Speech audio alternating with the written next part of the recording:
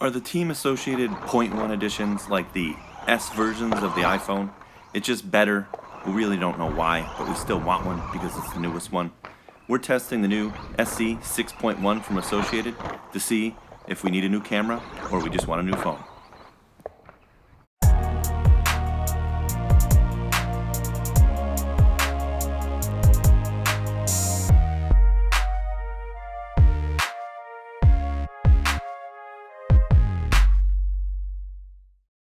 Picture me in a black suit on stage. I'm the new CEO. Tim Cook's out. Steve Jobs is dead. So I'm introducing the new SC6.1, and all I have to say, it's our lightest, best, fastest, most powerful short course truck ever. That's really what they say every time, and it's really just an upgraded one. The SC6.1 has actually some really cool features that have been upgraded.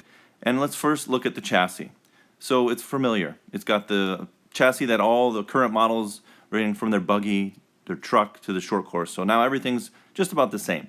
Your arms are going to be different, but if you're running 3 classes like a maniac at a club race, you got some part sharing ability here, so you can swap back and forth. Batteries fit in everything, motor, everything. You're not swapping all that stuff. You're going to have all the parts. But at least now you don't have to have 10 different parts. You have to have 5. Not too long ago, all our motors hung off the back like we were an old 911. As far back as you can go, that's where the transmission was. Now modern tracks dictate that the motor becomes more and more center-mounted mid-motor. So here we have a new lay-down stealth transmission, and it's moved farther back to help weight balance in the new conditions that we race on. Sure, I'd like to go back to fluffy dirt and stick the motor back out the rear, but this is where we're at, so deal with it. This is the factory team edition. You get some aluminum bits. The upper camber link, that's bolt-on, so you can change that if they ever find that there's a better camber link position than the current one. You can see that it's vertical, so you can go up and down, in and out. So that's a good tuning option. The lower pin blocks are aluminum also. Obviously, they're blue. So they have plastic inserts that allow you to change the angle of the pins to change, basically dive angle, anti-squat, toe-in, and all that stuff by swapping that inner pin out. And also, if they wear out, you get to change it out. Nice touch. One of the biggest changes, and it's not the easy access diff. Now you don't have to take 32 screws out to get the rear bumper off. It's a couple, and then the rear diff slides out the back without disconnecting everything. That's a nice touch. But if you look closely, there's a 1 and 2 above the dog bone. That's the diff height adjustment. There's actually an insert there that you can move the diff up or down.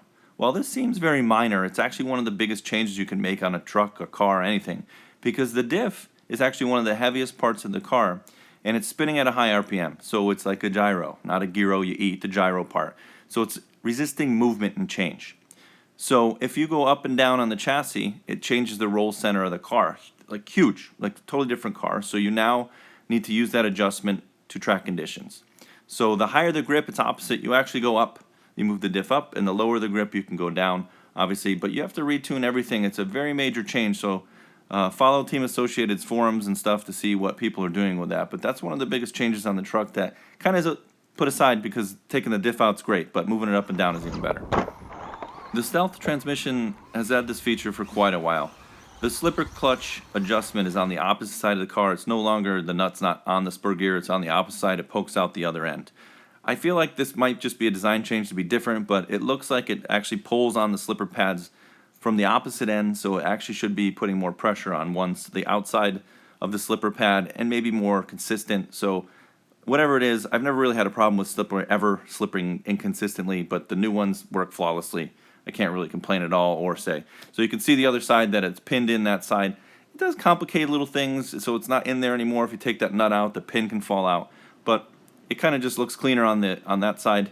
We do put a pinion gear on. Obviously, that thing doesn't spin with a shaft. Sometimes we take photos before we're actually done because we're on a time schedule. You can't tell because we release every once in a while, but hey, we do have a deadline.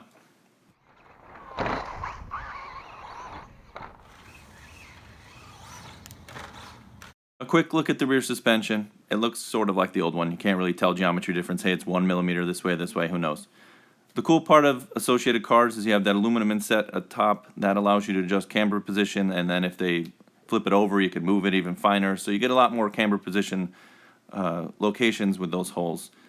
The front suspension is similar, is that the outer link is also aluminum. That will eventually allow them to tune that steering link position if they want to move it up or farther in or out, and that changes how the wheel steers, obviously.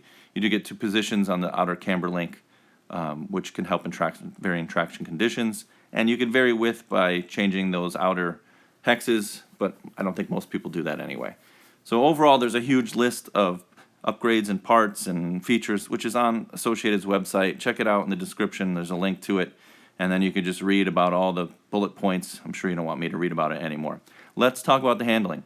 So first off, I'm going to clarify. This is Joe's backyard track called The Farm. He does some vintage racing there.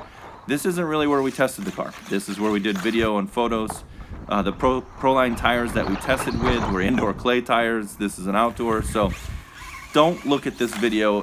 Picture you're inside OCRC where it's dark like this and you can't see the car, but we tested inside on the right conditions, and the video is just so it looks prettier outdoors and colorful. So overall, the car has awesome steering. The first SC10, they called it, really wasn't that good. It was against the Traxxas, and honestly, I raced a Slash stock against their factory team guys when they first came out with it, and we weren't that far off the pace with stock tires. Over time, that has been erased. Now this car is a full factory, awesome race car. It has the same steering feel of all their buggies. It's hard turn-in, kind of rides on the front tires, which means it's a little bit loose, but that's fast. You're not pushing, unlike the video, pushing through the track. You will have immediate turn-in. You can see actually on the rumble strips here, it proved how good the suspension was. OCRC doesn't have a rumble strip, but super fun to run on that, and you could, car just danced down. It skipped where it needed. Didn't have excessive suspension movement. Sometimes when you're too soft, you don't want the wheels to stay on the ground the whole time. You want to skip over stuff when it's necessary. So turn-in was great. Braking, it's two-wheel drive. You got to be careful. The more faster you go, the more dangerous it is. So you got to make sure that you brake correctly or you spin out. So one of the cool things about short course racing is the body's ultra important. We use the Proline Flowtech, which allows you to cut out the back, so a lot of the air that would normally get caught under the body and kind of hang it up in the air, and if a wind comes, kind of blow it off course, kind of just lets it go out. So remember that the body's important, and you got to cut some stuff out, especially if you're outside. So jumping was pretty good with this truck. It had great acceleration out of the corner, so that allows you, again, on this video it's hard to see, to come out and then squirt over the jump and just land, and it didn't bounce too much. Suspension was pretty dialed in. So the full review is in issue number 33, Velocity RC Cars Magazine. Go there to our website, download it. This stuff's going to tell you what to do. You should probably do it. Do as you're told. Go to your room.